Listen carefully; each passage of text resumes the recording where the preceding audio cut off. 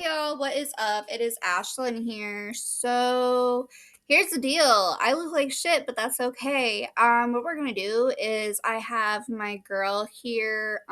What is her name? Hailey Pham, and this is Hailey Pham vlogs. And this is her favorite books of 2021, and we're just gonna go ahead and do a screen recording of this because I'm going to tell you what books I've read that she has listed and what books I have not yet read. So that being said, let's go ahead and get into it. And just so you know, I will be playing the video completely out. However, I will not be stopping the video. But you also will not hear all of the audio content because of the fact that I don't want to get copyrighted. So here we go. Gosh, I missed you guys. I have not posted a video on here in so long. New setup, I just moved. I might post a moving vlog on this channel to update you guys. I don't have any bookshelves right now, so right now. By the way, I love that she doesn't have bookshelves, so she did this bookshelf wall. I think that is absolutely amazing. So I think I want to try it, but I would be so mad at myself if I had like my paperbacks and my hardbacks. And look at the stack now. By the way, yes. This is what got me from buying one book to this entire wall that we have now. So I read this book on the beach. It was perfect. This book, everything about it, the cover, it's just my comfort book, okay? And when I first read it, I gave it 4 stars because it was the first romance book I'd ever read. Is that true? As an adult, I guess. But as I continued the year and continued. Okay, so I have read that book by Emily Henry. That is an amazing book. I could not put it down. I believe I read it in one sitting, or at least almost one sitting. Definitely was 24 hours. I should have done a readathon for it, but I did not. It feels like they actually have chemistry, so that's pretty important. I'm going to stop it there. People We Meet on Vacation is actually on my TBR. I want to try and get it done in 2022. I know she's going to come out with even more amazing books. So, what else do we have here? Daisy Jones and the Six. I actually own it. It is somewhere in the library, I'm thinking, and if it's not in the table, it's in the library. It is a really good book. I love it. Taylor Jenkins Reid is another one of my favorite authors. Love, sex, rock and roll, you know. So much. That's my one critique of Taylor Jenkins Reid books, is that she changes perspective so quickly that the second I feel like I'm starting to attach to a character, I get detached because we go to a different character's point of view. That's the only thing I'll say, but I did give it 5 stars and I really love it. It was the most quotable fiction book I've ever read, and I usually don't care to highlight when reading fiction whatsoever, but this one had me. Okay. The Silent Patient. I read it, but I need to go back and reread it, but I need to really like sit down and listen to it. I gave it 5 stars because I couldn't guess the plot twist, and I was guessing so many things I thought I must have stumbled upon the answer, but I didn't, so that's pretty epic. The only thing I'll say, though, is that I don't really read a lot of books written by men, and it's because they have a different voice. I don't like it as much, but I really liked this thriller, and I really liked the ending. It had my jaw on the floor. I was really excited. I read it all in one go. So for all of those reasons, I give it 5 stars, and if you want to read a thriller, I would recommend this one. I love this book. If We Were Villains by M.L. Rio. This book. Okay, I have not read that one yet. I haven't really cared to read it either. I don't believe it's anywhere on my TBR. It doesn't look appealing to me, so maybe it'll be one I can do for the backlist TBR for 2022, which is like a book that doesn't appeal to you, but was actually really good, hopefully. Everybody seems to give it like 4 or 5 stars, so where it was still impactful where it needed to be, and I just love the friend group. This is a dark academia. There's 6 friends. Someone dies. You don't know.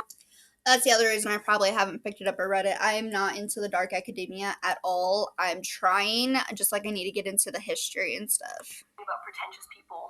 Oh, I don't know why I love it so much. It's like a thing. I love reading pretentious, smart characters. That's this book.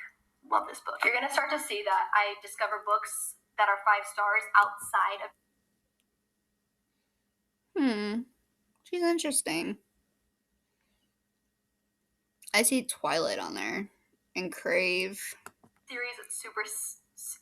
What did I just say? I just read the series super recently in my Reading for 50 Hours Straight video, which is on my main channel. Go check that out if you like book videos. So I read this whole series in one go. This is A Good Girl's Guide to Murder by Holly Jackson. This is a YA murder mystery. Yes! Super clean. Second book, Good Girl, Bad Blood, which I liked even more than the first, I think, which is so rare for a second book in a trilogy. And then As Good as Dead. The thing with trilogies is most of the time people love the first book, and then there's like second book syndrome where it's just kind of in the middle. It's not going to be anyone's favorite, and then the last one can be amazing, wrap it up really well, or it doesn't wrap it up really well. But this series, I loved the first book. I loved the second book even more, and then I loved the way that it got wrapped up in the third book. So wow, I just love it. It's about Okay, so I have not read any of them actually. I did samples of them, but I own A Good Girl's Guide to Murder because I was going through it when I first saw it on the shelves at Walmart. And I was like, you know what? I'm gonna pick it up. I'm gonna read it. Got home, put it on my shelf. Haven't taken it off since. I did check into a Good Girls, the second one and the third one. I read the samples of those and they do sound really, really good. It is definitely a series, a trilogy that I want to get read in 2022 for sure. Oh, skip that page, skip that chapter. Definitely read this for a fun page-turning time. Another series. I give you another. So I didn't do a November wrap-up of what I read, which I guess you'll find out what I read in my yearly wrap-up. I read this series, The Inheritance Games by Jennifer Lynn Barnes, and The Hawthorne Legacy, which is the second book, and there's actually a third book coming out in 2022, which I'm so excited about. This is also YA, and it's a mystery YA. So it got compared to Knives Out, the movie, which was one of my favorite movies. It was my favorite until the new Spider-Man came out. I don't know. Okay, I'm not a fan of Spider-Man, but definitely the fact that this is like a Knives Out retelling basically is really cool. I think another thing it's probably going to give you is 39 Clues meets a series of unfortunate events with Knives Out. Love Hypothesis I have not read, and honestly I'm not into it. I love the setting that they were in. She's a grad student in science. Something happened to me in this book that rarely happens, and what it was is that by page 8, I had butterflies, and I knew that it was going to be 5 stars, which is crazy. Oh, no. That rarely happens for a book. Like, this is like cotton candy for the brain. You know what I mean? Like, this is just pure cotton candy. It's easy, it's fun, gives you butterflies, and I just couldn't put it down. And I want to read it again. And it's just happy. It's just cotton candy. Okay, we have to talk about it. Love and Other Words by Christina Lauren. Possibly my favorite book this year. Top 2. Actually, I know my top 2. I'll tell you at the end. This is one of them. So okay, I'm so excited for that. Like, I have this thing where I want to do Christina Lauren books. I wanted to do it last year, but I didn't get into it. I have a lot of Christina Lauren books actually on my TBR throughout this year that a lot of other booktubers have recommended too. So I'm okay. And I see that her and I's style is very like close in proximity. So you have them when they were childhood friends, and then them as adults, and so it makes you want to read the entire book in one night because you read a chapter and it's about the childhood, and then you come back to the present, but then you want to know what happens in the past, and you want to come back to the future. It's so good. Top 2 books this year. Absolutely love it. There is, I think, like a scene or two that you'd have to skip if you want to skip those scenes. So good. There it is. Oh, so I think this might be my favorite book this year, top 2 at least, which is so funny because it's so controversial, and I think I have a theory. Let me just talk about the book first. The Atlas 6 by Olivia Blake. This is actually a fantasy book, but it's like light fantasy because I'm not really a fantasy reader. It's dark academia. It's 6 characters. I love books with 6 characters. They're so good. I love a good friend group. Oh, it's also magical realism, and it's nerdy. Like, they're pretentious. Okay, so here's my theory, right? This book blew up on TikTok really fast, so it has a lot of hype. I might be one of those people who hyped it up, okay? And here's the thing. I think books get hyped because when you discover a book, you're like, holy crap, this is so good, I need to tell it. Huh. Okay, so like yeah, the Atlas 6 is just definitely another one of those. The cover doesn't look interesting to me, but you can't judge a book by its cover, but that's exactly what I do on this day and age. So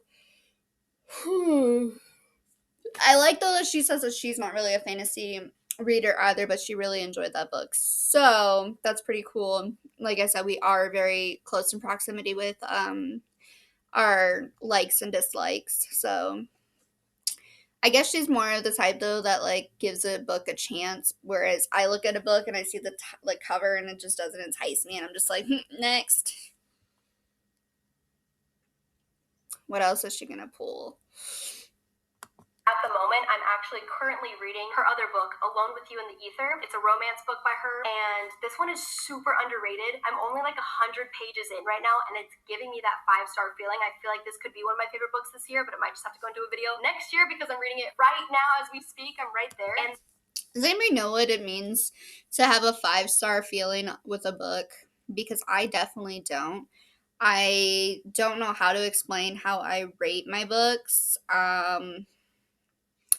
But to have a 5-star feeling of a book, that's pretty cool that she has that, but I just never have had anything like that. By the way, Tats and Cats, or Cats and Tats. Shout out to my mom. She made my shirt. This is my cat, or this is my cat right here, Serenity. Anyway. Okay. Okay, and last but not least, the Addicted / Calloway Sisters series. This is the first book, so these 4 books right here are the Addicted series, and then these 5 books right here with the weird looking covers. This is the Calloway Sisters series. You end up reading it intertwined. You can look up the reading order. It's weird. This is basically about a rich family, and when I mean rich, I mean like billionaires, and they're all like a friend group, and you've got a childhood to lovers romance plot, you've got an enemies to lovers romance plot, and you've got a age gap trope. Not creepy though. And then you've also got that found family dynamic, huge friend group, they're rich, they have problems, they have drama. It's kind of like reading about the Kardashians if you felt like you were like best friends with them in a way. This is like cotton candy for the brain. Now, here's the thing with the Okay, I'm gonna stop it right there because of the fact that she says it's like cotton candy for the brain. I have heard about the Addicted and the Calloway Sisters series so much. Larry Breeze has like talked about it so much, and she's talked about it. Yeah, there was another one. I can't think of her name right now. She's one of my favorite Russians, though. She does like a lot of smutty and mobby type books, so that was pretty cool.